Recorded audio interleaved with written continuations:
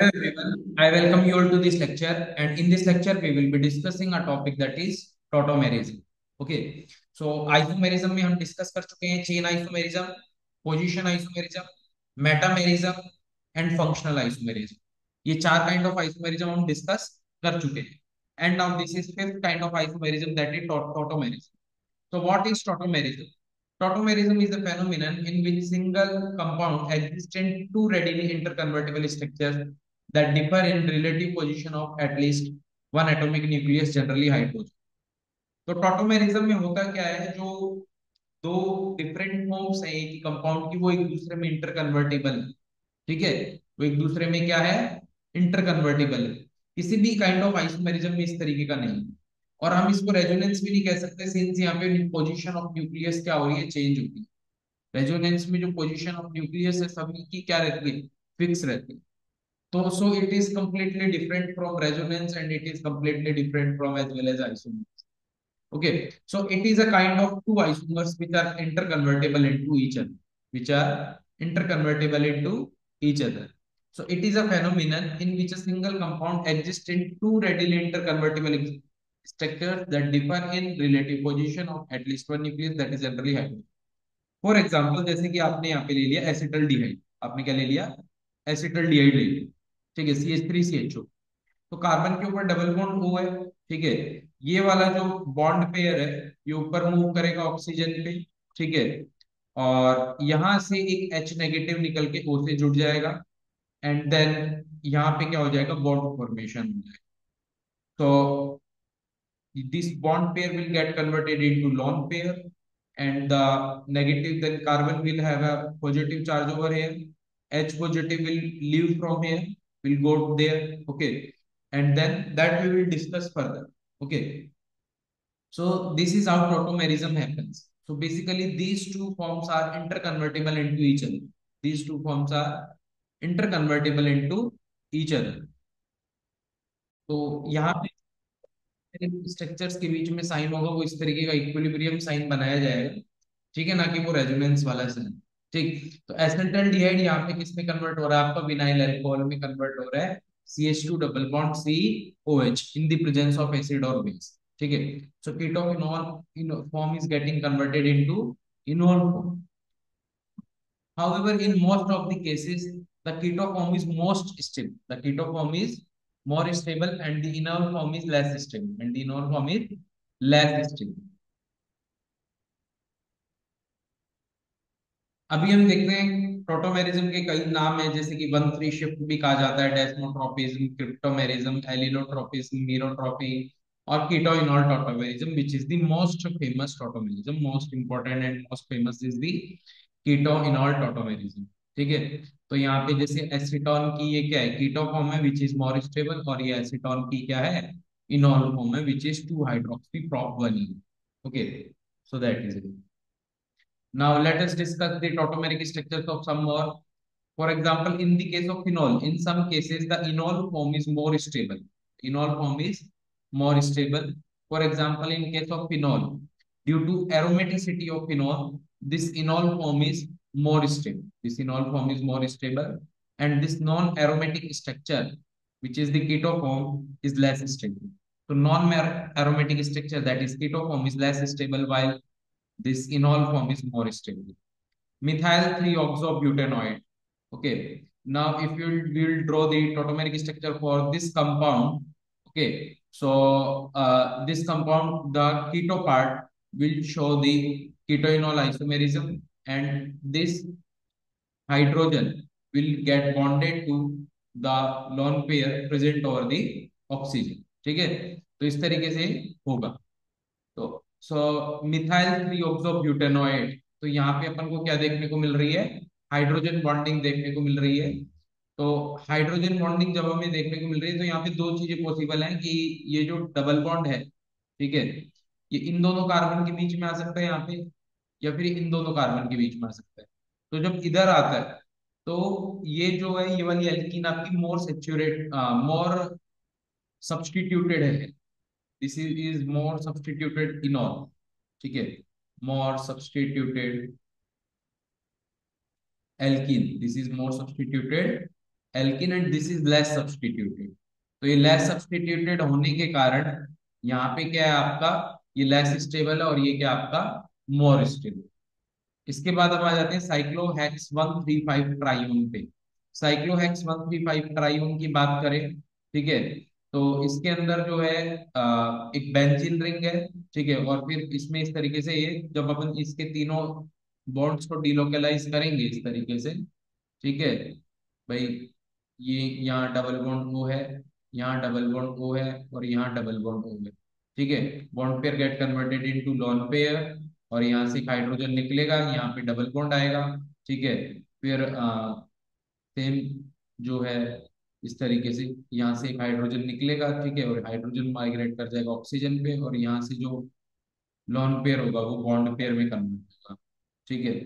तो इस तरीके से यहाँ डबल बॉन्ड आएगा, और सेम चीज तीनों डबल बॉन्ड ओ में रिपीट होगी, तो ये आपका साइक्लो बेंजीन बन जाएगा, ठीक है, बेंजीन और उसके ऊपर तीन कुछ, तो एक एरोमेटिक स्ट्रक्चर आपको यहाँ पे मिल गई है, तो ये क्या है, मोर स्टेबल है definitely. Next is CH butanone की अगर हम इनॉल फॉर्म बनाए तो दो इनॉल फॉर्म पॉसिबल है। अगेन जो मोर सब्स्टिट्यूटेड इनॉल फॉर्म है जिसमें ज्यादा नंबर ऑफ अल्फा हाइड्रोजन्स हैं वो आपकी मोर स्टेबल होगी। तो ये वाली जो इनॉल फॉर्म है ये आपकी क्या होती है, यहाँ पे मोर स्टेबल होती है, और ये वाली इनॉल फॉर्म क्या होती है, लेस स्टेबल होती है। इसके बाद में हम आ जाते हैं और डिफरेंट स्ट्रक्चर्स पे। बेंजीन के ऊपर सी डबल बॉन्ड ओ CH2 CH3, ठीक है, इसकी इनॉल फॉर्म अगर बनाओगे तो ये वाली जो इनॉल फॉर्म यहाँ पे बनाई है ये कॉन्जुगेटेड सिस्टम में, कॉन्जुगेशन में है, इसीलिए ये वाली इनॉल फॉर्म क्या होगी, मोर स्टेबल होगी, और ये वाली इनॉल फॉर्म क्या होगी, लेस स्टेबल। इसके बाद अगर एक इलेक्ट्रॉन विड्रॉइंग ग्रुप लगा दिया जाए एक ग्रुप के ऊपर, और एक दोनों साइड बेंजीन रिंग लगा दी जाए, ठीक है, कीटोन के, और एक पे अपन इलेक्ट्रॉन विड्रॉइंग ग्रुप लगा देते हैं, यानी ऐसा कोई भी ग्रुप लगा देते हैं जो क्या शो करता है, -M शो करता है, तो ये एक्सटेंडेड रेजोनेंस इसको प्रोवाइड करेगा। तो एक्सटेंडेड कॉन्जुगेशन जब इसको प्रोवाइड करेगा तो ये वाला सिस्टम क्या होगा आपका, मोर स्टेबल होगा, और ये वाला सिस्टम आपका क्या होगा, लेस स्टेबल होगा। सेम इसी तरीके से अगर अपन बाईसाइक्लो कंपाउंड में लेते हैं, ठीक है, बाईसाइक्लो कंपाउंड में ब्रिज हेड कार्बन के बगल वाले कार्बन पे डबल बॉन्ड ओ है, ठीक, और इसकी नॉन फॉर्म बनाते हैं। एक बार तो ब्रिज हेड पे डबल बॉन्ड ओ आता है तो ब्रिज हेड कार्बन की हाइब्रिडाइजेशन हो जाती है sp2, ठीक है, जो कि क्या हाईली अनस्टेबल है, ठीक है, लेस स्टेबल है, क्योंकि यहाँ पे रिंग स्ट्रेन बढ़ जाती है। और यहाँ जो डबल बॉन्ड है ये आपका sp2 हाइब्रिडाइज्ड कार्बन पे नहीं है, sp3 hybridised carbon, sorry sp2 hybridised carbon पे है, बट यहाँ पे ब्रिज हेड कार्बन नहीं है, तो यहाँ पे रिंग स्ट्रेन उतना नहीं बढ़ता, ठीक। इसके बाद अगर अपन ग्लिसरॉल की P2O5 के साथ रिएक्शन कराते हैं तो हमारा ये प्रोडक्ट बनता है विच इज एक्रोलिन, ठीक है। तो कभी भी डबल बॉन्ड के साथ इस तरीके से OH ये प्रोडक्ट आपका बन रहा है, ठीक है, so it will get converted into C double bond C C double bond O। इस तरीके से प्रोडक्ट क्या हो जाएगा, कन्वर्ट हो जाएगा, ठीक है। तो ये next is what is the difference between tautomerism and resonance. Resonance is a purely hypothetical concept, while tautomerism is real. In resonance, there is no change in the position of the nucleus. The position of the nucleus remains fixed in the resonance. While in tautomerism, there is a change in the position of the nucleus once the shift is observed. Resonating structures cannot be isolated, while tautomers can be isolated. Resonating structures have same functional group, tautomers have different function. Okay. Resonance affect the bond length. Tautomeric forms have no effect on bond length. In resonance, only pi bonds are delocalized, while in tautomerism, both sigma bond and pi bonds are delocalized. Okay, जैसे कि अपन generally इनॉल content क्या होता है, very low होता है, लेकिन कुछ cases में जैसे कि यहाँ पे हाइड्रोजन बॉन्डिंग हो रही है एसिटाइल एसीटोन में, ठीक है, तो यहाँ पे इनॉल कंटेंट का परसेंटेज है वो हाई है, nearly 7%। Effect of solvent on इनॉल content. इनॉल content के ऊपर सॉल्वेंट का क्या प्रभाव पड़ेगा, सॉल्वेंट का क्या इफेक्ट होगा वो देखते हैं, ठीक है। तो अगर हमारा सॉल्वेंट पोलर प्रोटिक है जैसे कि वाटर, तो इनॉल कंटेंट क्या होता है, एक्सट्रीमली लो। इसका रीजन ये है कि जो C double bond O group है, कीटो फॉर्म है, ठीक है, वो क्या कर लेता है, हाइड्रोजन बॉन्डिंग कर लेता है, वो क्या कर लेता है, हाइड्रोजन बॉन्ड बना लेता है। तो कीटो फॉर्म जो है वो H2O की प्रेजेंस जो है वो इनॉल कंटेंट के फॉर्मेशन को इनिबिट करता है। H2O की प्रेजेंस या फिर पोलर प्रोटिक सॉल्वेंट की presence formation of enol content को इनिबिट करता है। तो इनॉल कंटेंट जो है नॉन पोलर एप्रोटिक सॉल्वेंट्स में मैक्सिमम होता है, for example in hexane and benzene. Then polar aprotic solvents में कम होता है, और पोलर प्रोटिक सॉल्वेंट्स में और भी कम, ठीक है। तो enol content increases in non polar aprotic solvents like hexane and benzene. इसके बाद एसेंशियल कंडीशंस क्या क्या हैं टॉटोमेरिज्म के लिए। सबसे पहले तो एटलीस्ट वन अल्फा हाइड्रोजन होना चाहिए। फॉर एग्जाम्पल जैसे कि बेंजल डिहाइड है, बेंजोफिनोन है, ठीक है, या फिर CH3 whole thrice C CHO है। ये ग्रुप्स जो है आपके टॉटोमेरिज्म शो नहीं करेंगे क्योंकि इनके पास अल्फा हाइड्रोजन नहीं, ठीक है। इसके बाद जो टोटोमर है, टोटोमेरिज्म है, टोटोमेरिज्म के बाद में जो टोटोमेरिक फॉर्म है, जो इनोल फॉर्म है आपकी, वो स्टेबल बननी चाहिए, उसमें कुछ स्टेबिलिटी होनी चाहिए, तभी आपका इनोल का फॉर्मेशन होगी। फॉर एग्जांपल बेंजोक्विनोन है, तो बेंजोक्विनोन यहाँ पे टोटोमेरिज्म शो नहीं करता है, क्योंकि अगर जो इसकी इनोल फॉर्म होती है वो इस तरीके से sp2 हाइब्रिडाइज्ड बनती है, जो कि क्या होती है, हाईली अनस्टेबल होती है और एरोमेटिसिटी यहाँ पे लूज होती है, ठीक। इसके बाद अगर हम बात करें इस स्ट्रक्चर की, ठीक है, तो इस स्ट्रक्चर के अंदर अगर अपन देखें तो यहाँ पे ये डबल बॉन्ड O है, यहाँ OH आ जाता है और यहाँ डबल बॉन्ड आ जाता है। तो ये जो फाइनली हमें जो यहाँ पे रिंग मिलती है, ये एंटी एरोमेटिक मिलती है। तो यहाँ पे भी जो है इनोल कंटेंट आपको कम देगा। जो इनोल फॉर्म बन रही है बेसिकली ये आपकी क्या है, लेस स्टेबल। ये इनोल फॉर्म क्या है आपकी, लेस स्टेबल। अभी सेम आप अगर इसके अंदर इनॉल फॉर्म बनाते हो, सेम अगर यहाँ पे इनॉल फॉर्म बनाते हो, तो ये इनॉल फॉर्म क्या है, स्टेबल है, because this इनॉल form is aromatic in nature, ठीक है, this इनॉल form is aromatic in nature, और ये इनॉल फॉर्म क्या है, स्टेबल है। इसके बाद जैसे कि 2 पाइरिडियम है या फिर 4 पाइरिडोन है, ठीक है, तो उसकी जो आप इनॉल फॉर्म बनाते हो वो क्या बनती है, 2 पाइरिडिनॉल बनती है, जो कि क्या होती है, एरोमेटिक इन नेचर होती है, ठीक है। और इसके अंदर जो इंटरमोलिकुलर हाइड्रोजन बॉन्डिंग प्रेजेंट होती है, ठीक है। तो इसीलिए वहां पे भी आपको इनोलाइजेशन देखने को मिलता है। Next is mechanism of tautomerism. तो टोटोमेरिज्म को अपना दो तरीके के मैकेनिज्म हो सकते हैं। पहला एसिड कैटालाइज्ड और बेस। एसिड कैटालाइज्ड का मतलब है अपन H प्लस की प्रेजेंस में कर, इसकी प्रेजेंस में कर रहे हैं, H प्लस की प्रेजेंस में, एसिड की प्रेजेंस में जो है अपन उसको कर रहे हैं। तो H प्लस जाके अटैक करेगा आपका O पे, ठीक है, और फिर OH बन जाएगा, और ये सेंट्रल कार्बन पे आ जाएगा पॉजिटिव चार्ज, और वो बगल वाले कार्बन से एक हाइड्रोजन वापिस से निकाल देगा। तो जो H प्लस स्टार्टिंग में लगा था, वो H प्लस आपको क्या मिल, लास्ट में वापिस मिल जाएगा, ठीक है। तो यहाँ पे एक H प्लस लगा था और एक H प्लस आपका क्या हो जाएगा, यहाँ पे निकल जाएगा वापिस से। तो ये आपका एसिड कैटलिस्ट, एसिड किसकी तरह एक्ट कर रहे हैं यहाँ पे, हम बोल सकते हैं कैटलिस्ट की तरह एक्ट कर रहे हैं। इस प्रोसेस में यहाँ पे OH नेगेटिव लेगा, OH नेगेटिव जो H प्लस लेके निकलेगा अल्फा हाइड्रोजन से, because alpha hydrogen is acidic in nature as we know, ठीक है।